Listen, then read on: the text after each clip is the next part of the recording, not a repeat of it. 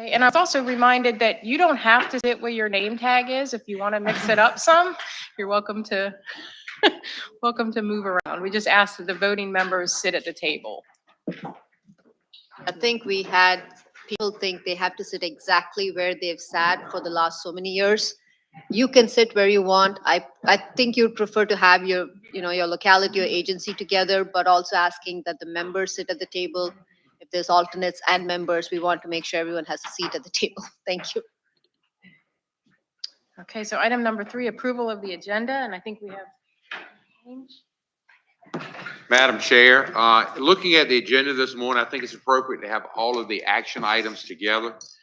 And what I'd like to propose is that we modify the agenda to move item number 14 following item number 10 so that all the voting items are together. And with that modification and as presented, I move the approval.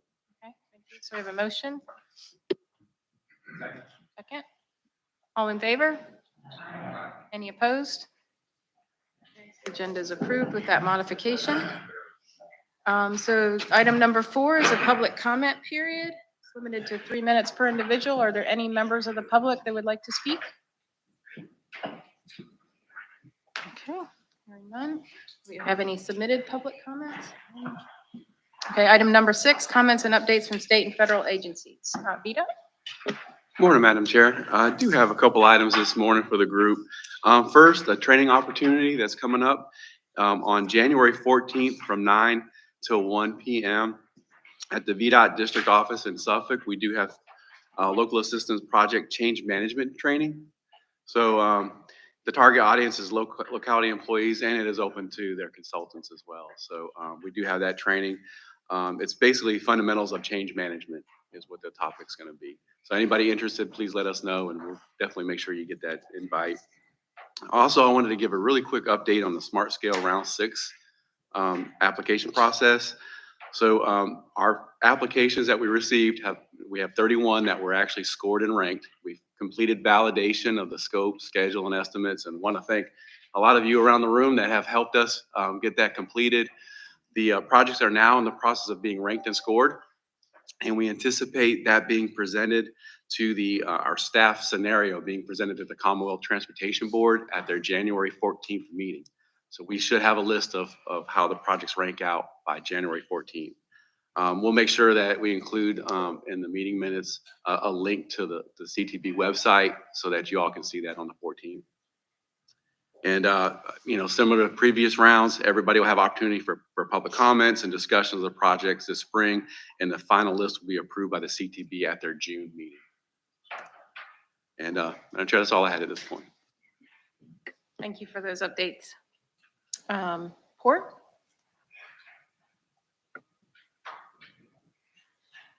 No update. I don't think responding to that updates. Okay, thanks. DRPT? And federal highways and the military. Okay, so moving on to item number 7, election of officers. I think the chair for the nominating committee is going to discuss this. Right? Yes, ma'am. Thank you very much. The nominating committee has been at work over the last couple of months. It does have a slate of officers to present this morning.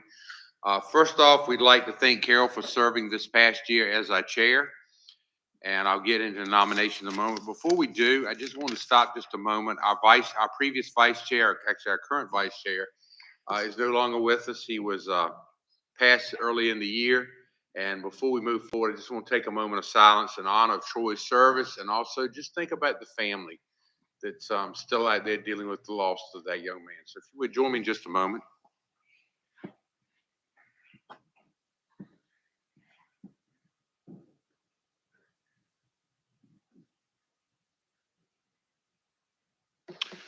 Again, thank you. So the nominating committee, I'd like to share with you who that is. I have chaired it for a number of years. This will probably be my last year as chair. But Todd Hallisey from VDOT, Angela Rico from Newport News, Tom Lindinger from James City County, David Drummond, Virginia Beach, and Caitlin Abutt from York County served as our nominating committee this year. There is still a vacancy on there that we can fill. Of according to our bylaws. But with that, the nominating committee places the following names into consideration this morning. For chair, Carol Rizzio from Gloucester would serve for her second year. And for vice chair that we needed to fill with the absence of Troy, it would be Keith Darrow from Norfolk. And with that, we make that in the form of a motion and a nomination.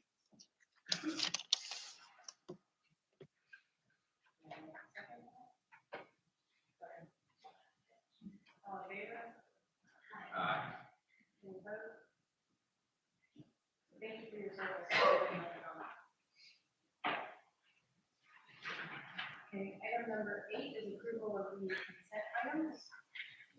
Anybody have any questions or comments about? Sorry. So item number 8 is approval of consent. Are there any questions or comments? If not, I'll take a motion. Move to approve. Second. All in favor? Any opposed? Consent items are approved. Item number 9 is the State of Transportation in Hampton Roads 2024 final report. Okay, so Keith had presented on the State of Transportation report. That's an annual update that he provides. I believe at the November meeting of TTAC, the document went out for public comment from November 6th to December 6th. And the final report is being requested for your recommendation for TPO board approval. We will be presenting to the board, and Keith will present to the board in February, and that's when the action is. But today we ask for your TTAC's recommendation for TPO board approval on this report. Are there any questions on the final report? Move to approve. Thank you. All in favor? Aye. Any opposed? Report is recommended for board approval. Item number 10, the 2050 LRTP draft list of candidate projects. And Kyle. All right, just waiting for the lights. There we go. All right, good morning, everyone, and happy 2025. Today, I will be presenting the draft list of candidate projects for the 2050 Long Range Transportation Plan. This has been a long time coming. So some of you have seen and heard this once, twice, or many times, more times than you would have probably liked. But today, we're just bringing it full circle. And then we're just moving one step closer to the next phase. So we'll dive right into it. All right. So here we have our approved vision statement for the 2050 LRTP. It's very simple, transportation for all.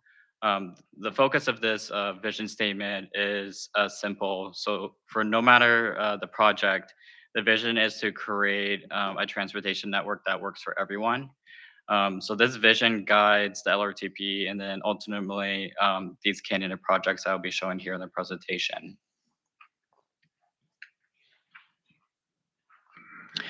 So as a quick reminder on where we are and the planning milestones for the 2050 LRTP. As you can see, we're a little more than halfway through. So these past few months, we've been working through identify these regional needs. And at this point, we're really rolling up our sleeves and getting into the details and the bulk of this plan. The next steps include collecting project data and then moving into that project prioritization process. So have you seen this project selection process slide several times? So I'll keep this one brief. Up to this point, we've collected those project suggestions and worked with many of you and other stakeholders to ensure those suggestions align with your growth plans and your regional needs. So then again, those next steps is to gather those necessary project data, and then we'll move into evaluation and prioritizing these projects across our 4 distinct scenarios for the 2050.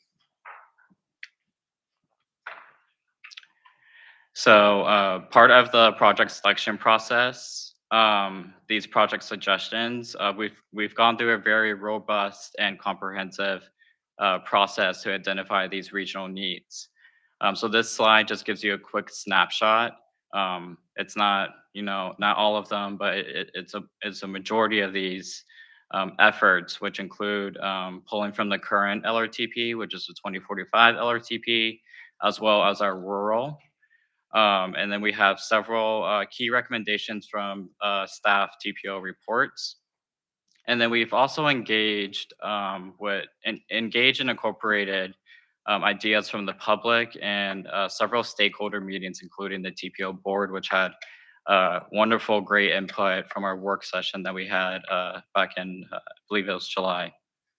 And overall, all of this is just to make sure that we identify those needs that matter most as we plan for the next 20 years. So I don't expect you to read all of this and all the dates. As you can see, we've been very busy over the past couple months working with our different stakeholders, our different bodies. So this slide is just giving you a quick snapshot of those mini meetings and those briefings that we've held. So we've engaged and collaborated with groups such as the Community Advisory Committee, our Freight Transportation Advisory Committee, the HRTPO board, this body, and then as well as our chief administrative officers, planning directors, and then some other community groups. And then overall, it's been a very thorough and collaborative process through these every meetings. They brought valuable input that helps shape that draft candidate project list that has been in your attachment. So looking at our LRTP subcommittee and their review and feedback, we can't forget about that. They have been very vital to this entire process. So the subcommittee's efforts over the past several months include, we've worked closely with many of you and every other subcommittee members to refine and shape that draft candidate project suggestions and list. So here we have a quick recap over the past couple months. So first we introduce our project selection approach to identifying those regional needs. And then we followed up with some stakeholder input, mainly through our technical candidate project review portal that we created. We received great feedback and heard several comments that you all love that. Then we had a final review period back in November. And then just a couple weeks ago, back in December 18th, the subcommittee recommended TTAC approval of this draft list. So just quickly, following the December LRTP subcommittee meeting, we opened a public comment period, which ran from December 18th to January 6th, and we did not receive any comments. All right, so after all that input and collaboration through the various meetings and stakeholders, we ended up receiving a total of 629 total candidate project ideas. So that's a lot of ideas, as we mentioned in previous slides. So these charts, I don't expect you to look at these in detail, as they will be included in our appendix and some of our reports. But just big picture, looking at these, staff analyze our 629 candidate project suggestions. We created these graphics to look at those breakdowns by locality, project type, project submission, and some other insights from those. So this, again, came from our initial pool of ideas and suggestions. And then from here, this is where we really started to narrow down those candidate suggestions into candidate projects.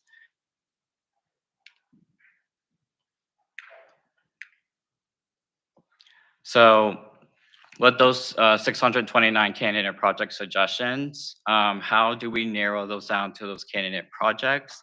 And this is where this process and phase comes into play, sort of this funnel, if you will, with that graphic there on the right. So it starts with gathering those project suggestions and ideas. And then from there, we screen for LRTP applicability to ensure those projects align with local growth plans and regional priorities through our various stakeholders. And then just looking ahead, we're moving into our next steps, which is our project prioritization process, where these candidate projects will be evaluated and scored. And then, of course, later down the road, we'll have our fiscal constraint process. So quickly, looking at committed projects, these are defined as projects that are already funded, fully funded, and they're either under construction or about to begin construction. And then they're included in our VDOT 6-year improvement program or the HRTPO's 6-year funding program. Since these projects are fully funded or about to begin construction, they don't go through our evaluation process through prioritization process. So there's really no need for us to score something that's already moving forward. So instead, these are automatically included in our fiscally constrained 2050 LRTP. And then, and the goal down there in the bottom, we are currently working with VDAR and our locality stakeholders to continue identifying those committed projects and finalizing that list. So briefly, talking about our initial vision plan. While it's a bit early in the phase of the development of the 2050 LRTP, we have already identified a few regional needs that will be direct inclusion into our vision plan. So these include those tier 2 recommendations from the regional connector study, and then there is one locality requested project. So as we move forward, the vision plan will capture those unfunded but prioritized projects and make sure that they remain on our radar should additional funding be identified.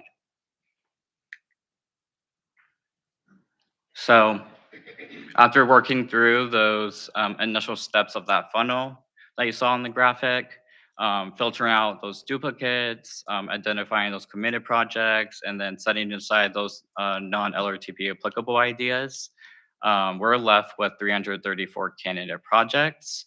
And those 334 candidate projects will be moving forward for evaluation. And then the graphic over there on the right just breaks down the modes represented. And so it's mainly roadway, but we got a good mix of active transportation, transit, intermodal, and then freight candidate projects. So this is a much more focused and manageable list ready for the next phases of evaluation. So here we just have another view looking at those 334 candidate projects. So this chart really just breaks down those candidate projects by locality and then the submission source where they originated from. Mostly from the 2045 LRTP, but there's a good mixture of other sources, such as the public TPO reports, as I mentioned. So this just gives us a clear picture of how these projects are really distributed across the region. So here we just have another view of those 334 candidate projects, this time by type and submission source. And again, it's showing that distribution among the project types in this situation. So quickly, shifting our focus to our rural candidate project suggestions. A quick note, the approval today would be for our LRTP. We are currently still working with our rural stakeholders to finalize those candidate project suggestions into candidate projects. So this is a work in progress. We're continuing to work closely with those stakeholders, and then we do plan to have some more public engagement events out in our rural localities to make sure that we identify those needs for the rural LRTP. So this next couple maps and slides I'll just be highlighting a couple of the committed and candidate projects. These are not all of them. These are just some of the key highlights. So first, this map showcases our major interstate improvements like the Hampton Roads Express Lanes Network or HRBT expansion, and then a few key interchanges, and of course, I-87. For this one, we have highway improvements. So this includes US 58 and US 460 corridors. And then we also are looking at James River Bridge widening, and then a potential of a upper James River Bridge crossing. So for this one, it's very interesting. It's very abstract. So it's a potential outer ring or essentially a fourth crossing. And again, while it's still abstract, it definitely reflects the kind of bold, big picture thinking that we have encouraged throughout this entire process and phase. So shifting gears to transit, one of the standout candidate projects is express bus service, a fixed guideway along the Hampton Roads Express Lanes network.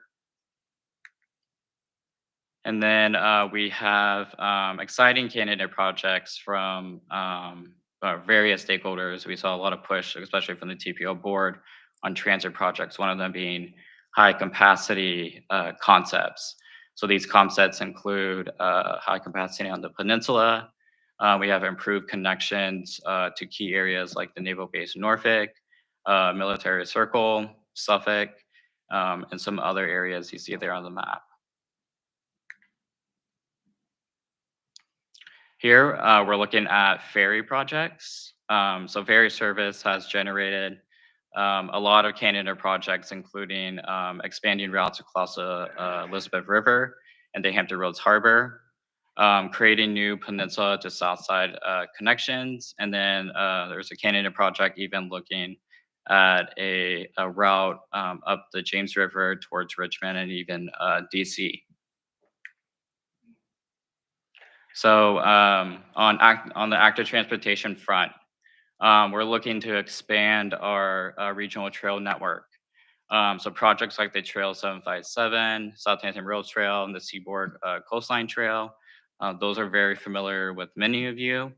But we also include smaller concept projects that help strengthen and connect to our overall trail network.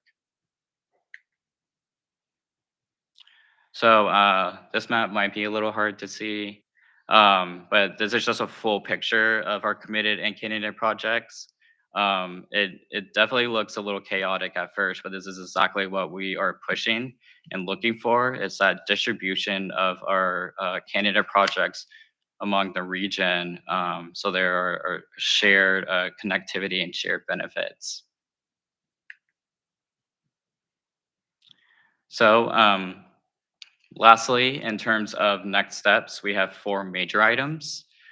First, staff will be continuing to identify those committed projects. So we will be working with VDOT and our locality stakeholders to finalize that list of committed projects. And then next, we have our Title VI environmental justice analysis, which is currently underway. And these evaluate how these candidate projects might impact our transportation vulnerable communities. And then third, we'll be going through the environmental mitigation consultation. And then lastly, as we stressed over the past couple months, the data collection process for our prioritization process. This includes a ton of data. So we'll keep reminding everyone and we'll keep everyone in the loop as we move forward with this. So we'll be touching base with a lot of you in the next coming weeks. So today, we're asking for a recommendation of HRTPO board approval of the draft 2050 LRTP list of candidate projects. And I'm happy to take any questions. Thanks, Kyle, for the presentation. Does anybody have any questions? If I could jump in, I would like to thank all of you for all your submissions. I know the LRTP team has been reaching out to you. I also want to give kudos to the LRTP committee. As you know, 600 to 300 was not an easy task. The reason I say all this is they're going to bug you even more. So the minute this is done, they're going to reach out for data. So the data that you provide really helps score the project. So if you do not provide the data, the project doesn't score well. So again, a plug-in. So as difficult as it might be, please, if you could please help them as they move through the process, because when we take it to the board, to have a project on the board and the board member going, why is my project not there? Well, we didn't get the data from your staff is not the best answer to give to a board member. So just a plug-in, please help us through this process. And again, just want to thank Dale's team for all the work on the LRTP. And then just another note, Kyle, great job on summarizing this very robust and comprehensive process to identify the regional needs. The most important takeaway is we will not add candidate projects once the board approves this list. Obviously, through our process, things might get combined and fall off the list, but we're not adding any needs once the board takes action. So if something is missing, it's like speak now or forever hold your peace. You have to wait for 2055. So. Thank you. Yes, at the January board meeting, we're asking for board approval of the candidate list. Again, opportunities to refine, but not add new suggestions. Yeah, so please let your board members know if their questions come up. January 16th, the agenda will be going out tomorrow. So.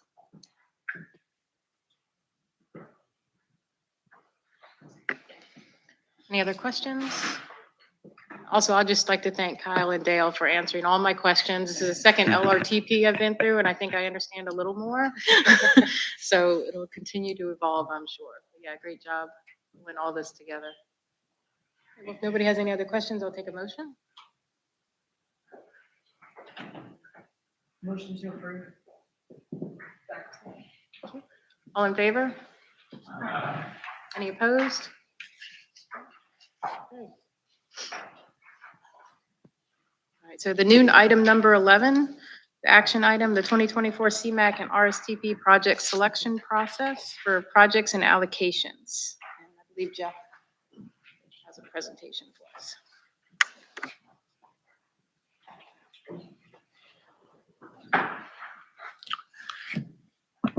Good morning. It's a pleasure to share the results of the project selection process, which began the middle of last year and now coming to its conclusion. This process is done annually with the HRTPO tasked with developing a list of recommendations in these two federal programs, the CMAQ, or Congestion Mitigation Air Quality Program, obviously looking at projects to the benefit of air quality. RSTP is much more flexible in terms of the types and variety of projects that can be supported. And this process is, as I mentioned, done annually under the procedures and guidelines that have been developed over a number of years and refined. This year's process is for FY 2031, will be the new year, the state 6-year program that, as Todd mentioned earlier, will be approved in June by the Commonwealth Transportation Board. This process begins with a public solicitation of candidate ideas in the program, then going out to localities. Then TPO staff will compile and rank and score those. Then the Transportation Programming Subcommittee makes its review of this data and information and its recommendation. And this is where we are today, the TTAC reviewing the TPS recommendation of funding allocations to projects, and this recommendation to go to the board later this month from this body going forward.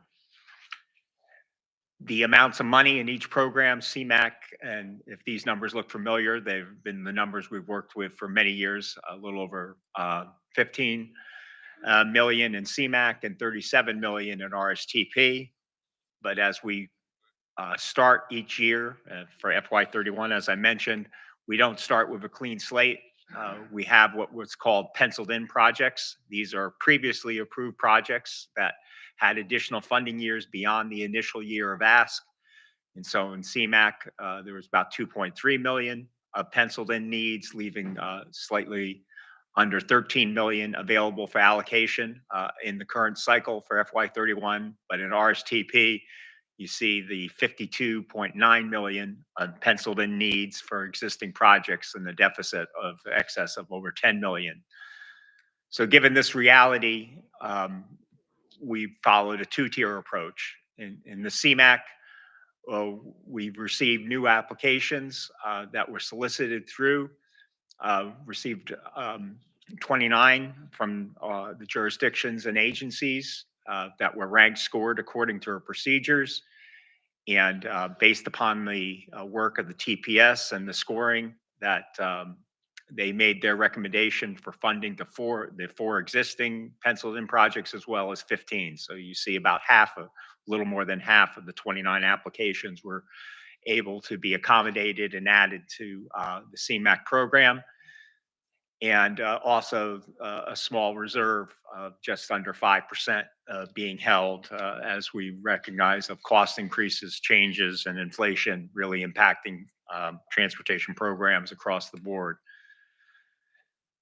Just a little more detail on the new projects that were added. You see the largest category, 9 traffic signal projects. And this is consistent with past practice where the scoring and ranking of air quality benefit of the highest cost effectiveness for a number of years and programs that the greatest bang for the buck becomes from traffic signal upgrades, coordination programs create the greatest air quality benefit for the least amount of cost. But then also transit bus replacement and intersection improvement, as well as pedestrian enhancements and improvements were all part of that recommended list of projects coming forward for FY31. Can't see this, but it was in your agenda package. This is the table 1 showing the FY31 CMAC recommended allocations, the 15 new projects and the 4 carried forward, plus the balance being held in reserve. Going back to RSTP, we started with the $10 million deficit in penciled in needs, and based upon that, the TPO board recommended that no new projects for this cycle, the 2024 allocation cycle, be accepted, and that all existing funding would be directed to just the existing projects in the program. So the TPS took that recommendation and allocated funding to 13 existing projects, bringing down the deficit by stretching out the allocation into future years as well. So this is an issue we will continue to deal with annually here as we work through the funding needs that are there. And here again, a little more than 5% of the FY31 target total has been held in reserve. The types of projects that are moving forward, the Regional Transit Demand Management Program, we'll put a jar out on the table that anybody who says traffics from now on has to put $1 in. It's Go Commute, the new name. But then again, showing the power of the RSTP program, the variety of projects that are also supported, highway widening and improvement, 2 traffic signals, a safety enhancement and pedestrian paths, as well as implementation support for a new transit system service on the peninsula. So again, a very robust variety set of projects being advanced in this region under the RSTP program. And table 2 shows those allocations and amounts for FY31 recommended out of the TPS committee, as well as the reserve total coming forward. And the recommendation today is for the TTAC to recommend approval of the RSTP and CMAC allocations from the TPS subcommittee as shown in tables 1 and 2. And happy to answer any questions. Thank you, Jeff. Does anybody have any questions? Thanks to John, who I don't see here today, as well as the TPS committee. It's always an interesting discussion. coming together ranking these. We appreciate everybody's input and dialogue. If there's no questions, I'll take a motion. Motion to approve. All in favor? Any opposed? Carries. I'm sorry, can we get the second again? Was it? Thank you. Okay, new item number 12. Bertha is going to introduce the speaker. This is a regional building parking lot improvement. I think most of you have seen a small project that's happening in our parking lot for the last few months, and you've seen it. You've been parking in the back, so thank you for that. But Jill from our HRPDC in the Water Resource Department has taken the lead on this along with Casey. They've gotten the funds and they've been shepherding this. So we thought it'd be good. It's kind of wrapping up, a lot of progress made. So we thought it'd be great to have Jill come and talk about this project. I must say, Jill's been really, really into this project. I mean, yesterday evening when I was driving back, I saw her move the cones around because it was hurting her plants. So she's been really into this project. So I also want to note that John Mihaley from our team has been helping, and Andrew, you've seen him, and Greg and Bob have also been involved. So you'll see some really cool stuff happening with the parking lot. But I thought it'd be great to have Jill come and brief us now that things are looking like they're wrapping up soon. So go ahead, Jill. Well, thank you, Pavitra. I wonder if we could have the lights down just a little bit. Okay, great. Thank you. Once again, my name is Jill Sunderland. I'm a senior planner here in the Water Resources Department with the HRPDC. And it has been my pleasure to shepherd this project. And it's almost done, but not quite. So here's what our regional building parking lot looked like before. Pretty standard parking lot, covered in asphalt. Required landscape plantings. We've got a couple of peninsulas here on the right side. We've got islands in there and a bunch of shrubs. While this parking lot provided plenty of parking and everything, it didn't really do a whole lot else in terms of multi-benefits. So we thought we had an opportunity to change that. Why does it matter? So traditional parking lots really do impact the environment. While we know that there's parking lots associated with almost every development project, it's really important, they provide a very important purpose and contribute a lot to how a community kind of looks and feels. But they do sometimes impact and degrade our environment. There's 3 real impacts that they create. First is generating more runoff.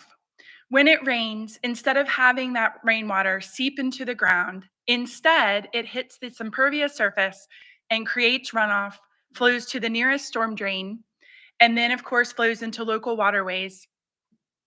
The second impact is that it is a source of pollutants, because as we know, sometimes there is pollutants like gasoline, fertilizer, oil, trash, things like that in a parking lot that eventually would end up in local waterways as it flows through the stormwater system.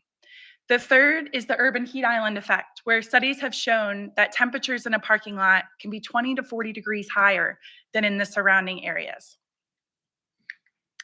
So why are we retrofitting our parking lot? Well, we knew we had to replace the asphalt. As you can see here in this picture, it was deteriorating. We were going to have to do something. And it's like, well, why just repave it when we could really add a lot of additional benefits? We can focus on our program objectives. All of our localities have this goal, and some of them are required to do Chesapeake Bay cleanup initiatives. We can play our part in contributing to those efforts. By doing this type of project, we're able to improve the local water quality and reduce flooding downstream. Interestingly enough here, our parking lot is in the watershed for the Indian River, which also connects to the Elizabeth River, which eventually connects to the Chesapeake Bay.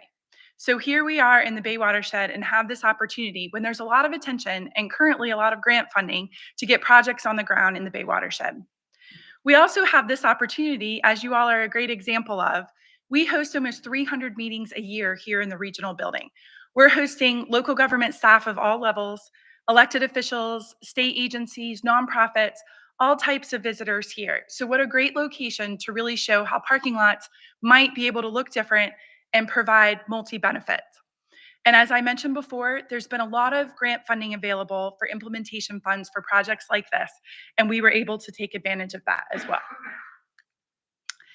So we got our funding from the Department of Environmental Quality. First, we used a grant that we've been getting for several years from the Department of Environmental Quality that they've been giving to PDCs in the Chesapeake Bay watershed for the last several years. The goal of those funds was basically for the PDCs to help the localities in implementing their projects to help improve the quality of the Chesapeake Bay. But recently, they've kind of changed their focus and really wanted to see implementation and on-the-ground projects. So last year, we used our funds from DEQ to support the design, which was done by AMT Engineering. Then DEQ gave us an additional grant to support the implementation and the construction of the project. We contracted with Parking Lot Maintenance, Inc., and they're the ones who are building the project. So they came out, it was the end of August, and they started demoing everything, and it's been ongoing since. And we suspect in just a couple of weeks, the project will be completed. We're down to just a few punch list items at this point. We intend to hold a ribbon cutting ceremony either later this month or in February. So what we're doing is really transforming our parking lot into an environmental showcase by incorporating best management practices. Some of those include we're using concrete instead of asphalt. We're incorporating porous concrete panels that actually allow rainwater to seep through them instead of running off on top of them. We're using sediment pre-treatment to keep our panels clean. We're incorporating a bioretention stormwater facility, native plants, signage, recycled materials, and even electric vehicle charging stations. I'd like to go into a little bit of detail about a few of these practices. So our precast porous concrete panels manufactured by Porous Technologies, and the brand name is called Stormcrete. And what we're doing is we've installed Stormcrete panels on the interior of our parking lot. The perimeter of the parking lot is covered in traditional concrete. And the inside, as you can see here with the hash marks, I think I have this. There we go. This part is where the Stormcrete panels are installed, in the drive aisles and in the center parking spots. The advantage of this type of practice is that we are able to treat and manage stormwater without losing a single parking space, and in fact, we gained one in this project. The advantage of having porous concrete panels that are precast is that they're actually made in a manufacturing facility, so there's a lot of quality control there. It's not pour on site. These big panels, 4 feet by 5 feet by 6 inches, 1,200 pounds each.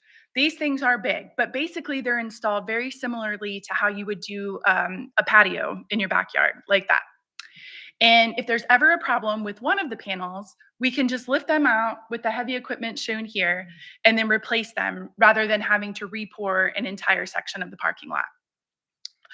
Well, another benefit of this is that because water does not pond on top of them, the water actually infiltrates and soaks through these panels. They're less likely to ice over, and therefore you don't have to treat it when we have freezing temperatures. And another aspect of this that we're really excited about, this is the first application of Stormcrete panels in Hampton Roads. They've been used twice in Richmond to my knowledge, and I'm pretty sure that's all even in Virginia. Porous Technologies is a company out of Maine, and they're using these in all different parts of the Northeast, but we're the first one here in Hampton Roads. You can see here how the installation worked. You know, they had to use the heavy equipment. There's actually 4 holes in each panel that allow you to install these brackets so that they can connect chains to it, lift it, and place them, as you can see here on the bottom. One thing that's always talked about when you talk about porous concrete is what happens if the pores clog. Because if the pores clog, it no longer functions, and it will just be like traditional concrete where water ponds on top. So it's really important to keep sediment out of your porous concrete. So we incorporated an innovative technique of trying to prevent sediment from reaching our porous concrete.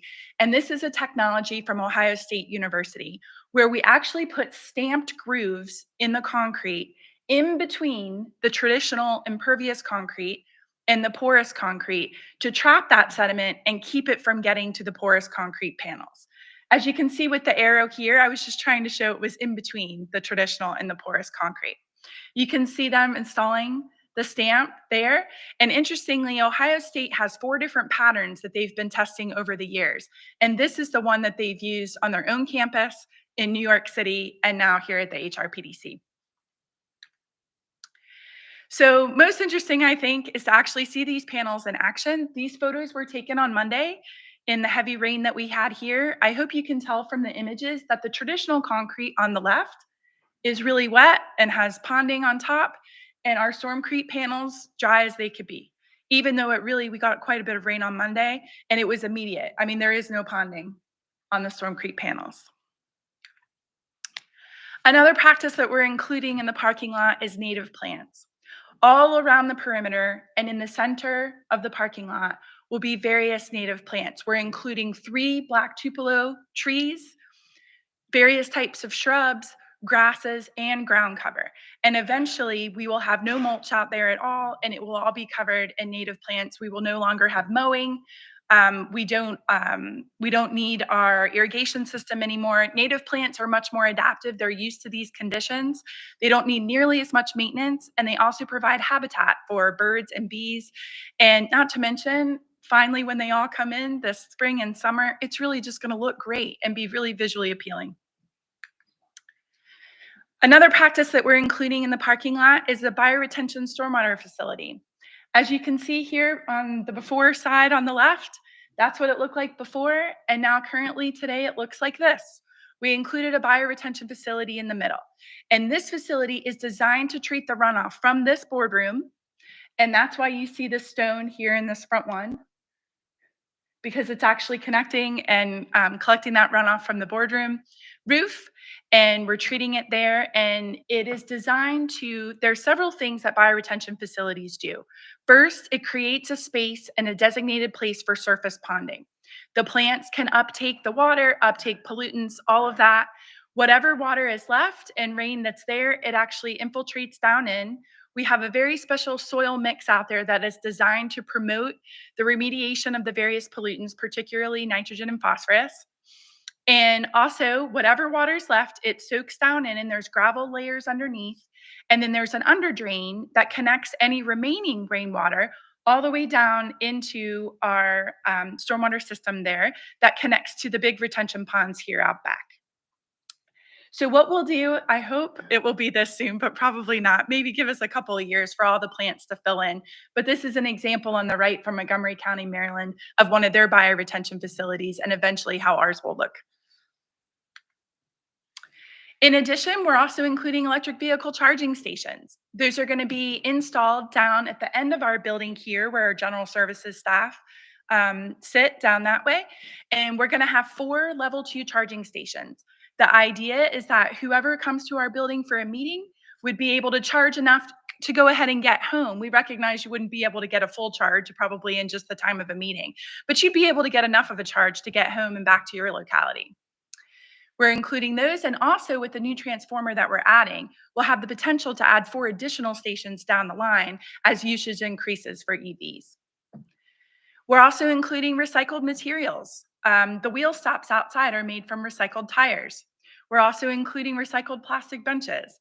We're trying to really just show how parking lots can keep their function and without losing any parking spaces at all, and provide all these additional benefits beyond just parking. First of all, we're treating the stormwater runoff. We're removing the pollutants from it. We're minimizing how much runoff even leaves our site at all and minimizing flooding. We're reducing the temperature by creating shade, particularly with the black tupelo trees that will be in the middle of the lot. We're providing that pollinator habitat with the native plants. We're reducing carbon emissions by providing the EV stations, and we're incorporating those recycled materials in both the wheel stops and the benches. You know, it really is our hope that as more people come and see the project, that maybe it's not realistic that you would take all of these practices and incorporate them in municipal lots and things like that, but maybe just one practice or maybe an idea to kind of make them look different and to get kind of more bang for your buck when you remodel and install parking lots. But thank you very much. Does anybody have any questions about it? Thank you so much for the presentation. Go ahead. I was just going to share that we have a few punch list items remaining. It should be done here within the next couple of weeks. So that's really exciting. It's been a long 4 months kind of waiting for that parking lot. We appreciate your patience as you all have been parking at hotels and far away. And so thank you for that. It's a great showcase project. I just had a question. Total cost? Total cost. Okay. So this is not a bargain price parking lot by any means. So we are very thankful to DEQ for a nice big grant. And of course, we've provided match from the HRPDC, but we're looking at about $750,000. We have 54 parking spaces now, up from 53.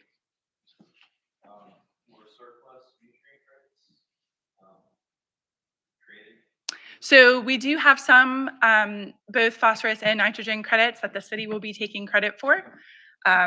It's a small amount, it's a small drainage area, but the city will be reporting those. Sure. Well, the idea is that they'll be cleaned out with a shop vac. And we'll have to see how much sediment actually gets into them. I feel like initially is probably the most sediment that we're going to get because our ground cover hasn't filled in yet.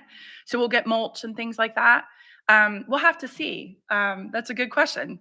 We're going to be watching it. We'll also have to vacuum out our storm creep panels every so often. How often remains to be seen. Maybe annually. I think to begin with, we don't have a lot of source of sediment, so hopefully that will manage out okay. But yeah, we'll report back. I mean, this is another thing. We're learning so much by living with this in our own backyard, right? Jill, do you want to touch upon the bike rack you're going to put up? Oh, sure. I should have mentioned that before.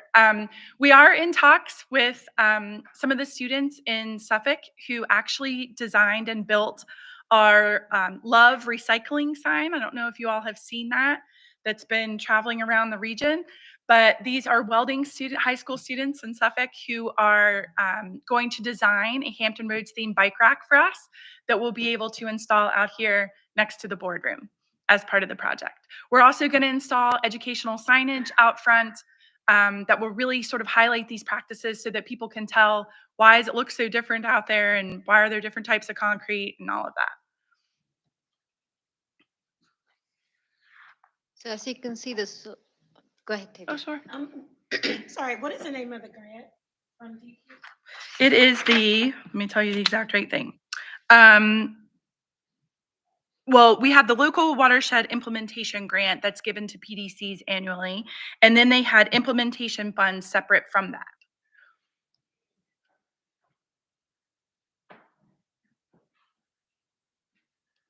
I just wanted to say, I love your enthusiasm for the project and which locality will be the first one to bike here? I'm thinking Chesapeake for the meeting, just based on location.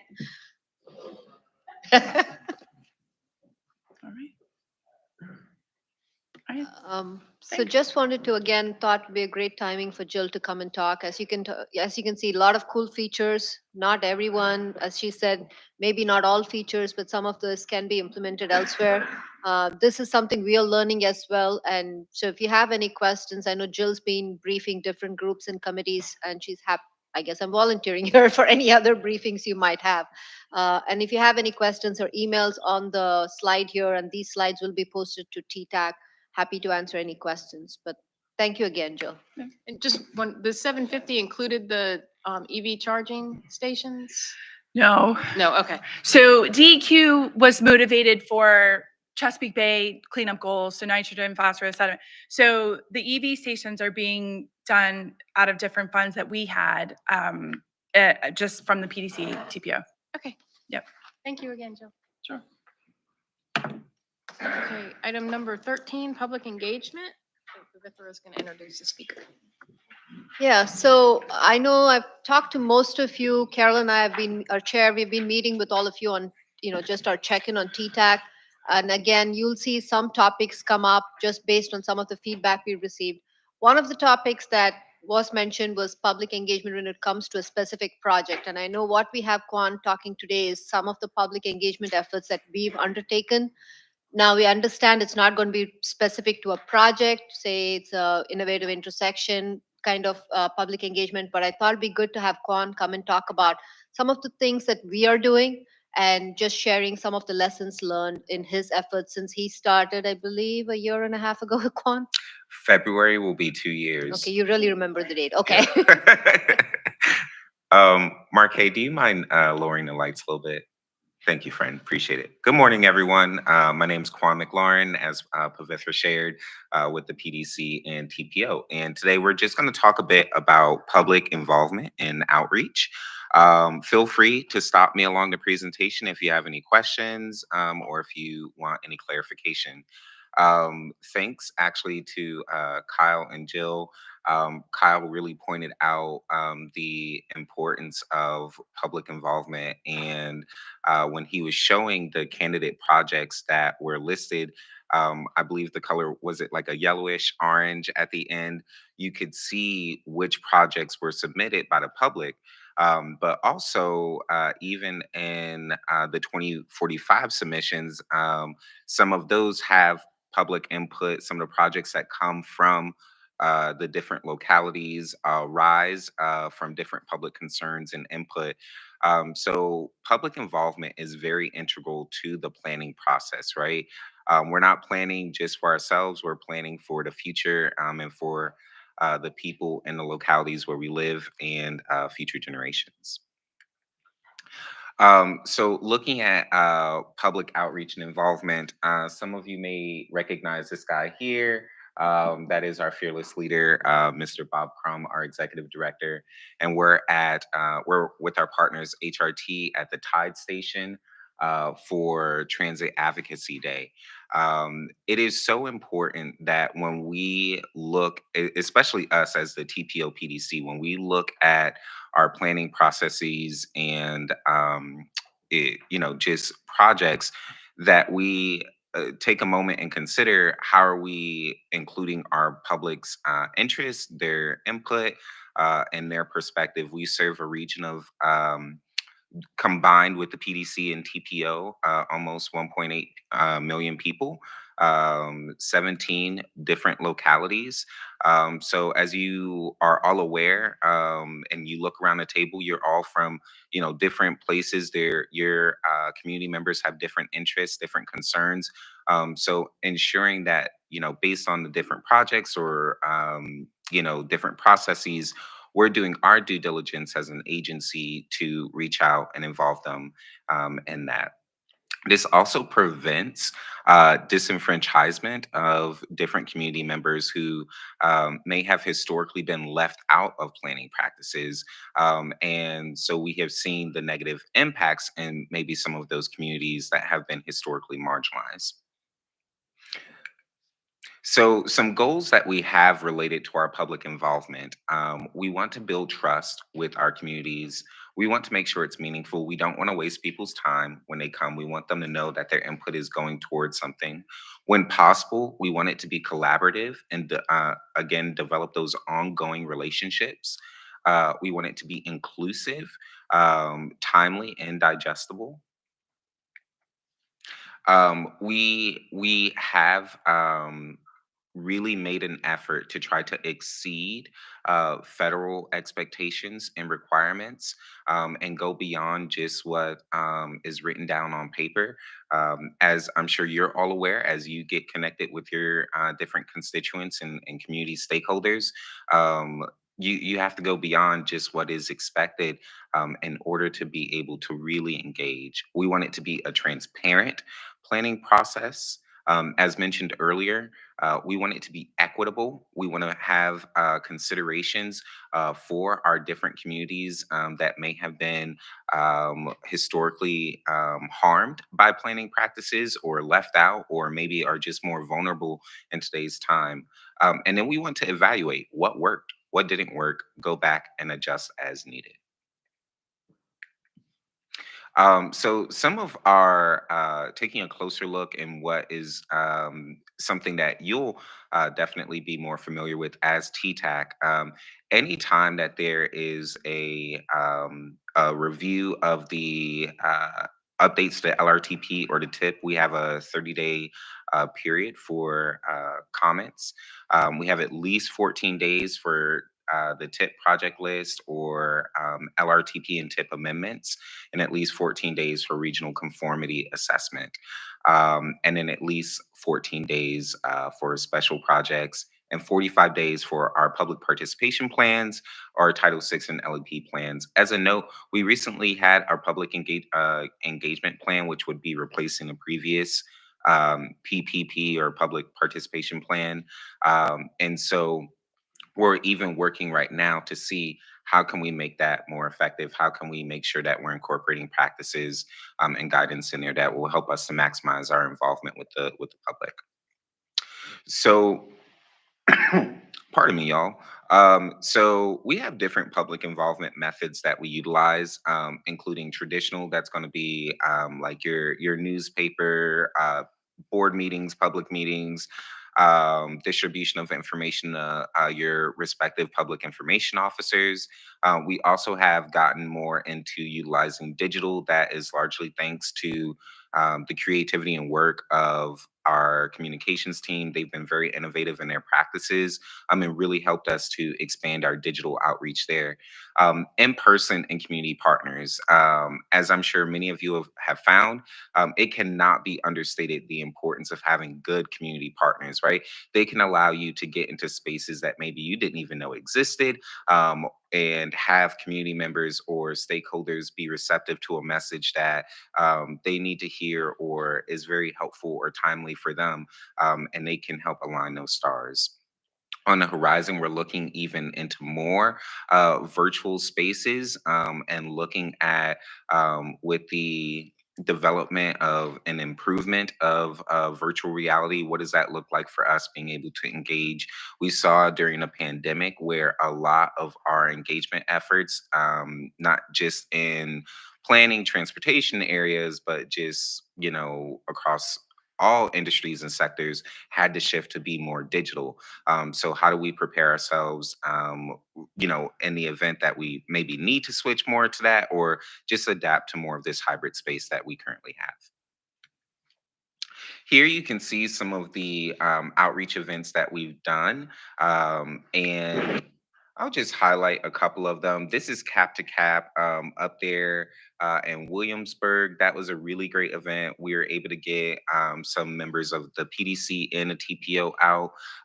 Some of you may be familiar with our Community Advisory Committee, and they've gone to different places throughout the region we try to align the location with what the agenda items will be. So when we went to the Ryan Resilience Lab, which if you have not been to the Ryan Resilience Lab, it's over or it's run by the Elizabeth River Project. It's a great facility. But when we were having a member of our water resources team come and speak about resiliency efforts, what better place to go than to the Ryan Resilience Lab, where they are doing such innovative work when it comes to resiliency. Here's some more pictures. Many of you may have remembered the Regional Connector Study. There's outreach that was done with that as well.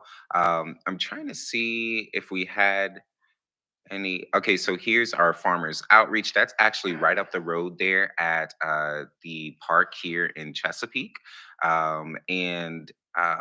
Just really getting out and connecting with our community members.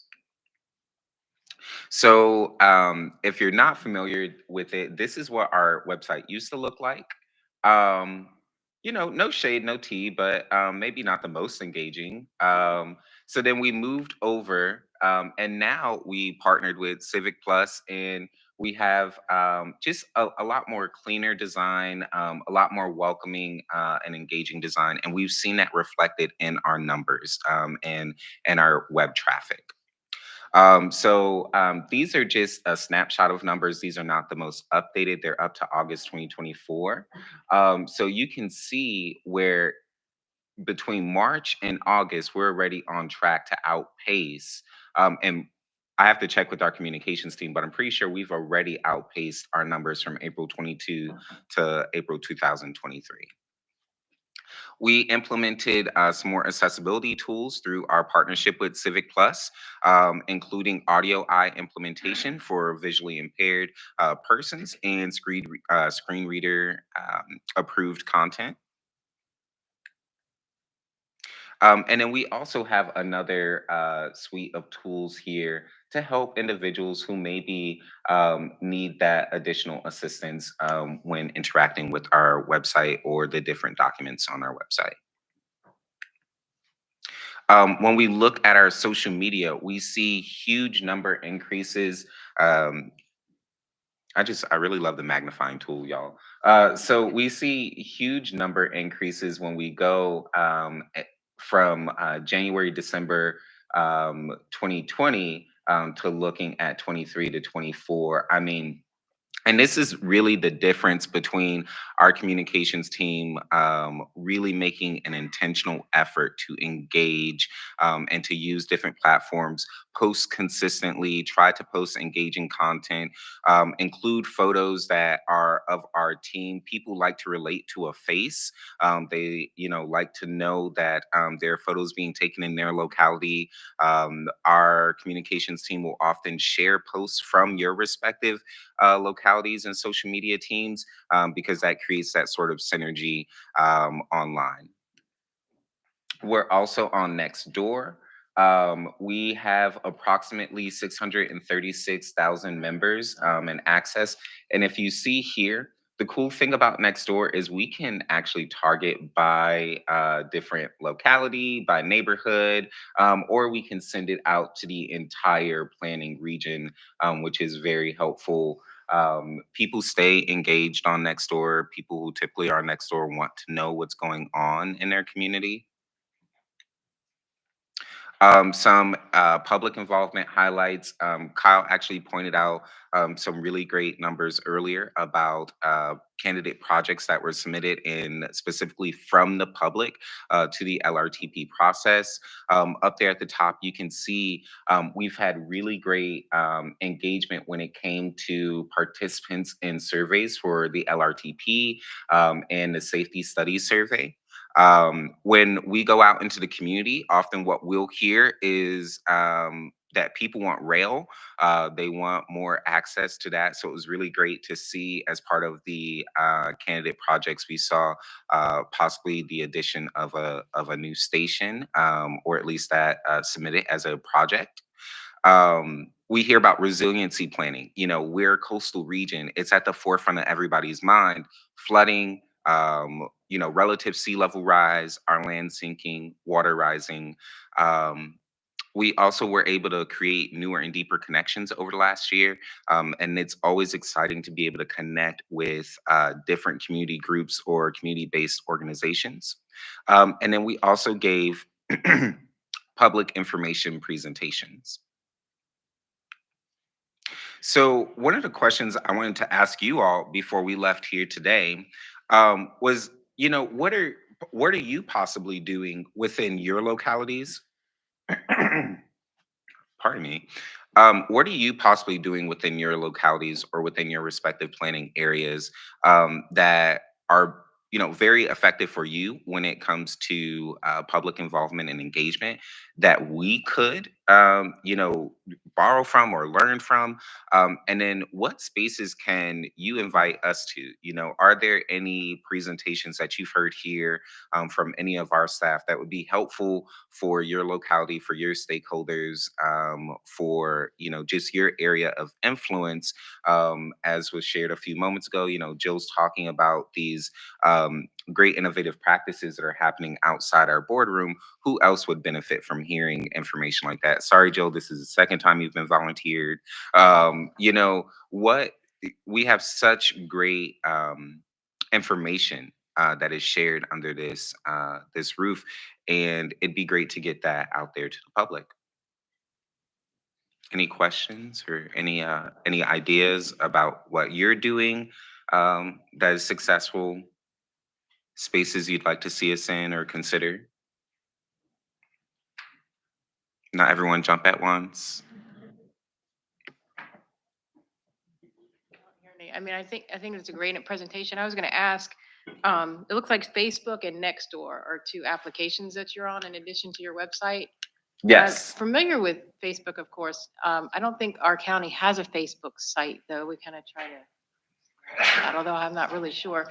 But Nextdoor, I was always thinking that was more for business to business, but it sounds like it's community engagement as well, and you Mhm. can establish. Do other localities have Nextdoor?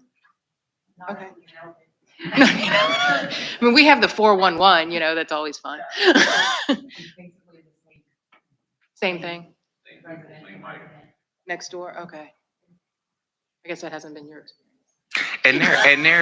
There are a lot of different social media platforms. I know that the big ones are, like X, Blue Sky, Facebook, Instagram, Nextdoor, et cetera. But there's also like Citizen. There's, I mean, we don't have a Pinterest, but maybe for a different group, Pinterest would be more appropriate for them. It just depends on who are you trying to reach. What's your audience? And if I can say, Carol, I was just gonna add, when we've used Nextdoor and Quan, please correct me if I say anything wrong, but one of the benefits is you really can say, I want this neighborhood or this locality or this area. But you have to watch the comments, because it could go off track very quickly. And then you would close the comments down, because you don't want people spreading misinformation. So it's a great way to target and reach people about a certain topic, but it does have to be monitored. one other thing is so a lot of our projects at the regional scale. So sometimes our communications department will work with our principals to kind of say, okay, what are you trying to do? Does this make sense to be on Nextdoor? Does it make sense to be just on our Facebook? So the thing that you will see is if there's something on the tip, the next thing there's a whole discussion that's gone completely different off topic. So so our communications team has to be proactive and then say, well, this is really doesn't have to be on this platform. So that's been something we are trying to. And something that I saw, just came to mind. Something that I saw that our environmental education team has done that has really improved their engagement. They gave away stuff. They do periodic giveaways on their pages. Ask HR Green if any of you are following that on Facebook. Then you'll see that maybe you can win a Stanley Cup. Maybe you can win something based on what sort of environmental education initiative they're trying to get people to focus on at that time. We have also tried to make a conscious effort, not in a responsive space on those sites, but using those sites to gather information like for frequently asked questions. Because a lot of times you'll see the same question popping up from citizens. So we can try to address it as a frequently asked question and then just direct the conversation. You can find additional information at such and such. I've noticed that VDOT has gotten pretty good at being able to do that, not to respond to the conversation, but just to say additional information on this topic is at this location. We've used it also just to try to identify certain specific problems that people are coming up with because they don't necessarily find the correct channel to just report it to. So we try to skim some of the 411 sites or the Nextdoor app. If an actual problem we can solve comes up, we just handle it. We don't respond to it on the social media, but we go ahead and handle it and just try to skim those sites as, an issue hotspot. Okay. Well, if anyone does have any questions later, or if you have a group that you'd like the PDC or TPO to come and share some information with, just feel free to reach out to us. We're always looking for new or innovative ways that we can engage with the Hampton Roads community. All right. Thank you. Thank you so much. Okay, item number 14, special studies for fiscal year 2026. Rob Case is going to introduce this topic.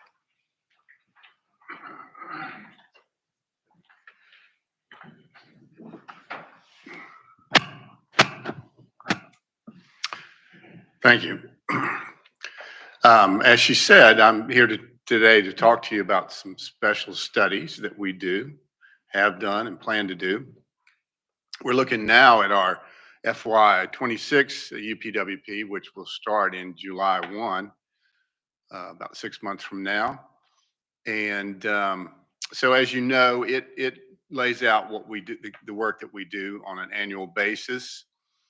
And you'll have a chance to review that, and the board will approve the final in May, hopefully. And today I'm going to ask for your input to that process.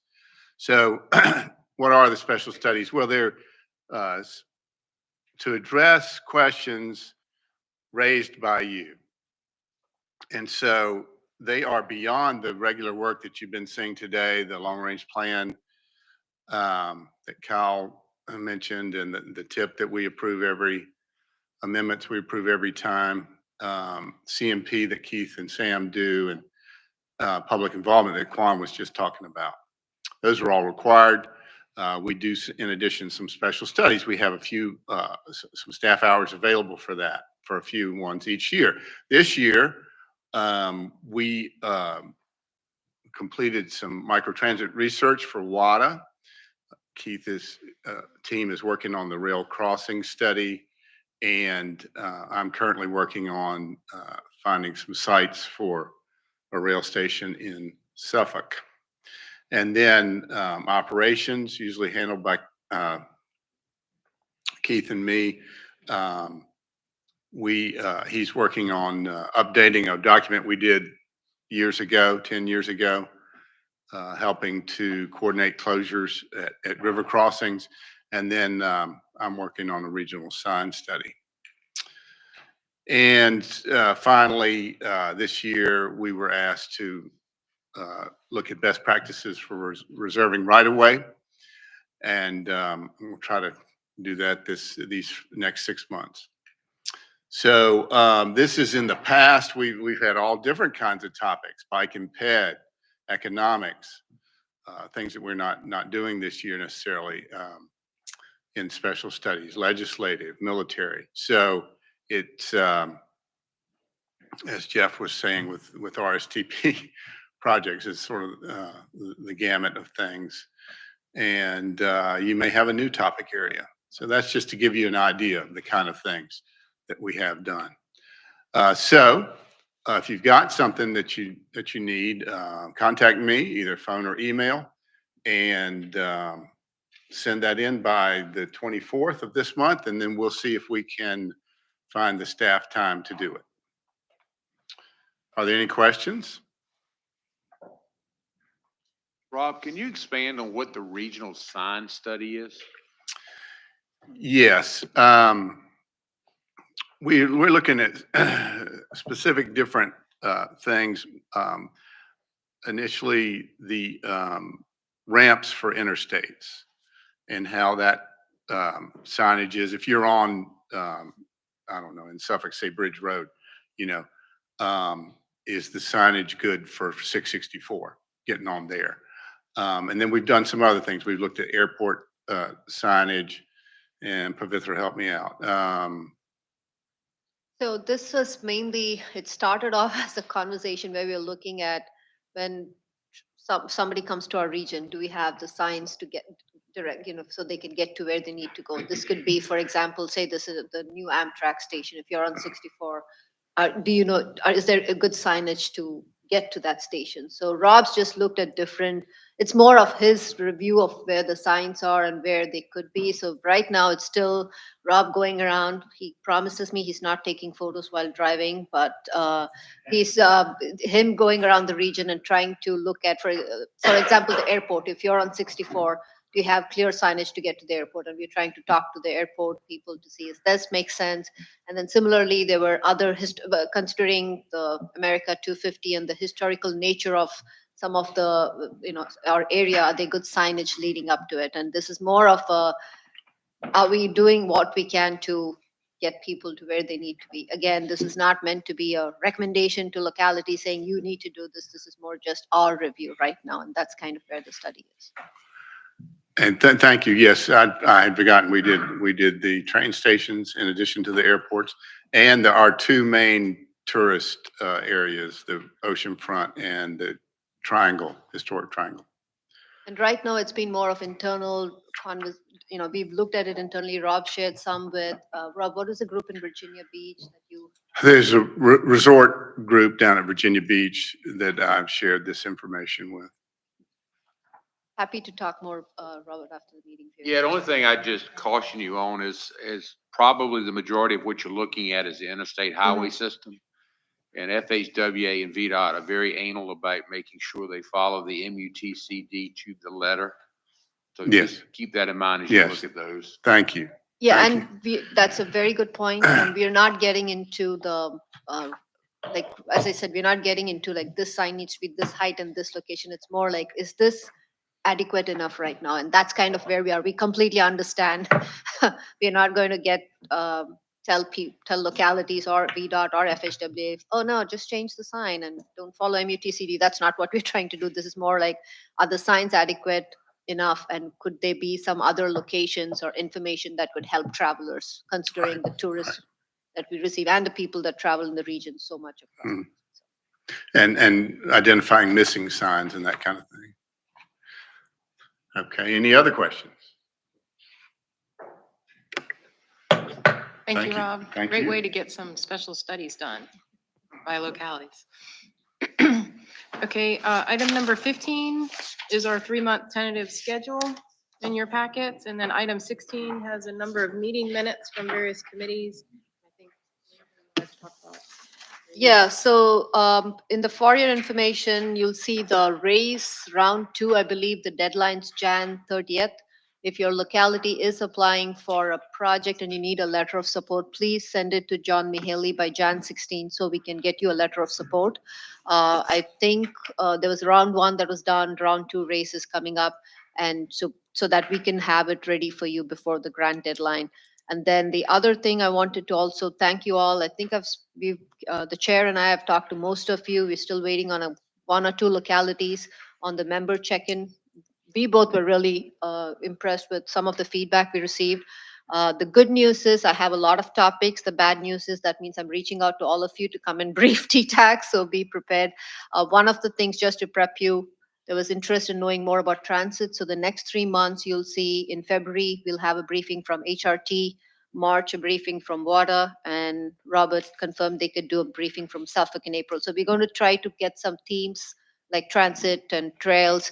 So again, if you have any topics, VDOT, I know we've talked about a few. If you have any topics that you think would be of interest to TTAC, please let me know. And once I finish up all the summary of all the calls, I'll be briefing TTAC.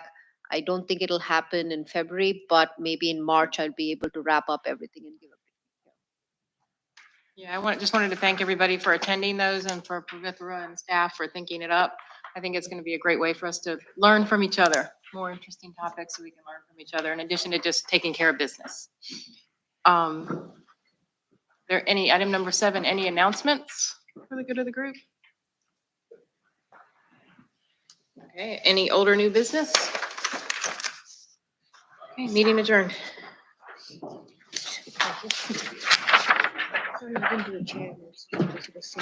That's fine. to you. Simple enough, yep. That works.